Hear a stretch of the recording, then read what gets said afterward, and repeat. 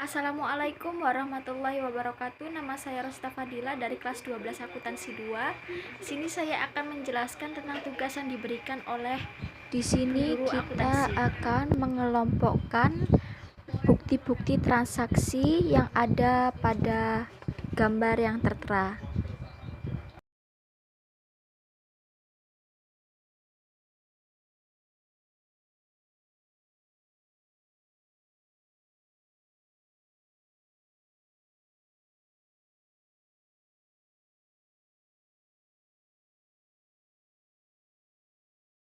Mari kita lihat bukti transaksi cash receipt journal itu termasuk mana aja. Berikut bukti transaksinya.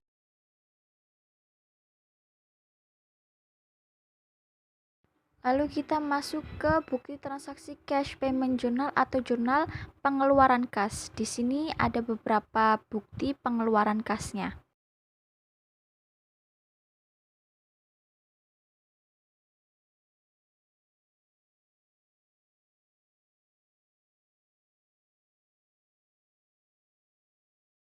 Lalu selanjutnya kita akan masuk ke bukti transaksi purchase journal atau jurnal pembelian.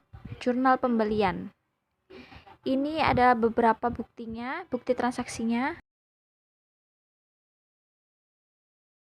Lalu ada sales journal atau jurnal penjualan. Sekarang kita masuk dan di sini seperti biasa ada beberapa buktinya, bukti transaksinya. Berikut beberapa bukti transaksi sales journal. Selanjutnya ada bukti transaksi general journal atau jurnal umum. Lalu kita masuk ke bukti transaksi general journal atau jurnal umum. Ini dia bukti-bukti transaksi jurnal umum. Lalu ada bukti transaksi petty cash journal atau jurnal kas kecil. Dan di sini ada beberapa bukti transaksinya. Berikut beberapa transaksinya.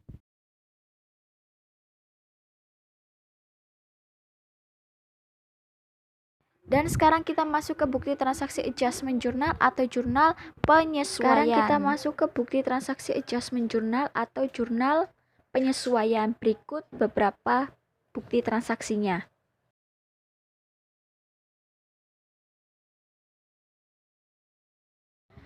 Di sini ada pengertian jurnal penyesuaian, yaitu proses penyesuaian tentang catatan atau fakta yang sebenarnya pada akhir periode akuntansi.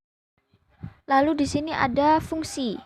Yang pertama, agar pada akhir periode akun real, yaitu harta, kewajiban, dan modal menunjukkan keadaan yang sebenarnya. Dan yang kedua, menghitung setiap perkiraan nominal, perkiraan pendapatan dan beban yang sebenarnya selama periode yang bersangkutan. Lalu ada waktu yang tepat membuat jurnal penyesuaian, yaitu yang pertama, transaksi sudah dicatat tapi tidak sesuai dengan kondisi sebenarnya. Dan yang kedua, transaksi yang belum tercatat namun telah terjadi. Lalu selanjutnya terdapat beberapa akun yang secara umum diperlukan penyesuaian di akhir periode. Yang pertama, akun perlengkapan, kedua akun pendapatan, ketiga akun beban.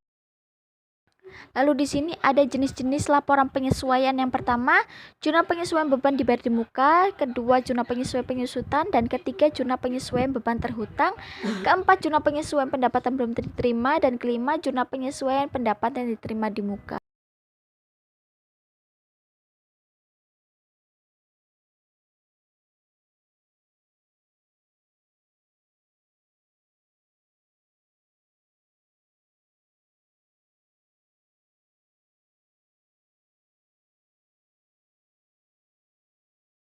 Lalu di sini ada beberapa step. Yang pertama yaitu trial balance atau neraca saldo. Jadi sebelum membuat jurnal penyesuaian itu harus membuat trial balance dulu. Terus yang kedua ada adjustment data penyesuaiannya. Lalu yang terakhir lastnya itu adjustment journal atau jurnal penyesuaiannya. Jadi urutannya itu neraca saldo dulu, data penyesuaian, baru jurnal penyesuaian. Lalu di sini ada trial balance-nya yang sudah saya sediakan. Di sini ada data dan jurnal penyesuaiannya, yaitu telah diterima rekening koran dari Bank Mandiri. Interest revenue 5.320.000, bank service charge-nya 250.000. Jadi jurnal penyesuaiannya yaitu cash in bank di sebelah debit, bank service charge di sebelah debit, dan interest revenue di sebelah kredit. Jadi 5.320.000 itu dikurangi sama 250. Hasilnya 5.070.000 itu masuk ke debitnya di cash in banknya. Jadi seperti itu. Bank service charge di sebelah debit ya, yang 250, yang interest revenue di kredit 5.320.000. Di sini juga ada jurnal penyesuaiannya lagi dan datanya. Yaitu yang pertama, persediaan akhir store supplies dinilai 4.850.000. Itu dikurangi sama 1.700 yang dari neraca saldo itu. Gitu. Jadi 10.700 itu dikurangi 4.850 store supplies-nya. Hasilnya 5.850. Itu jurnalnya yaitu store supplies expense pada store supplies. Jadi 5.850. Lalu yang kedua itu ada beban sewa toko bulan Desember sebesar 2.500.000. Itu jurnalnya langsung rent expense pada prepaid rent 2.500.000. Lalu yang ketiga ada beban asuransi bulan Desember 2018 sebesar 1.250.000. Itu berarti di jurnalnya yaitu insurance expense pada prepaid insurance 1.250.000. Lalu yang ketiga ada taksiran kerugian piutang dagang 5% dari saldo per 31 Desember 2018. Itu berarti cara ngitungnya itu 5%, itu dikali 795.500 sama dengan 35.475.000. Nah, itu tuh semuanya ambil dari neraca saldo sebelumnya ya. Lalu yang 35.475.000 itu dikurangi sama 19 juta sama dengan 16.475.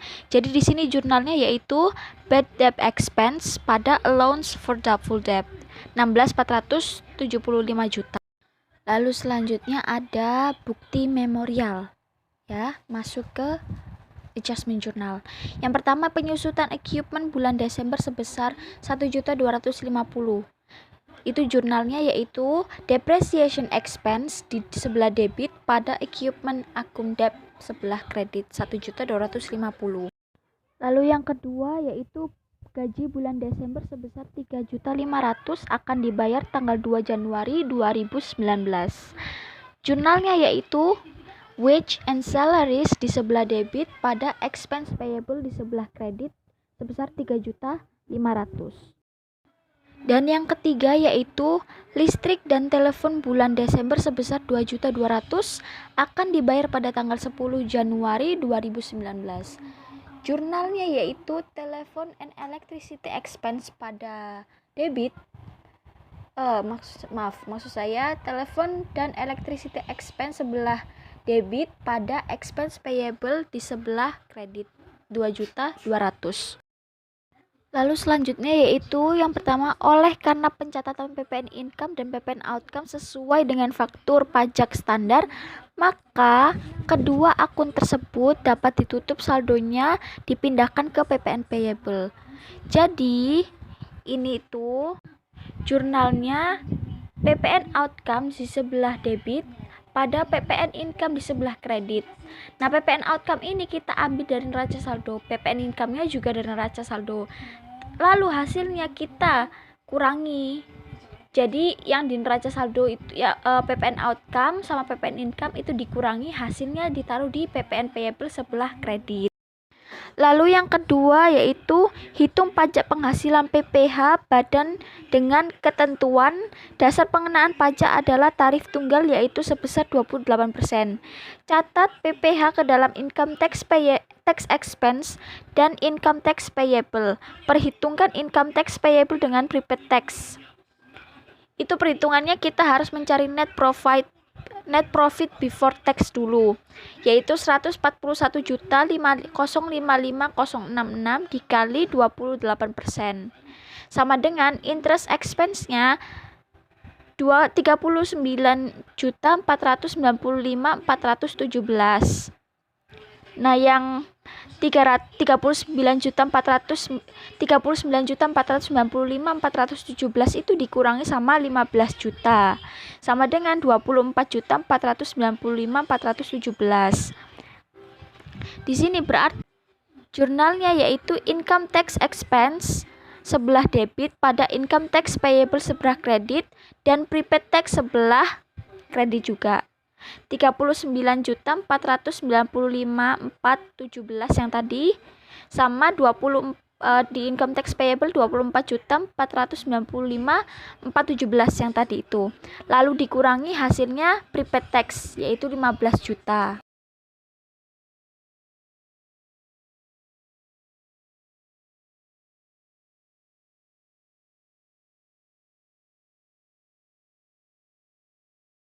Demikian yang bisa dapat saya sampaikan. Mohon maaf kurang lebihnya. Wassalamualaikum warahmatullahi wabarakatuh.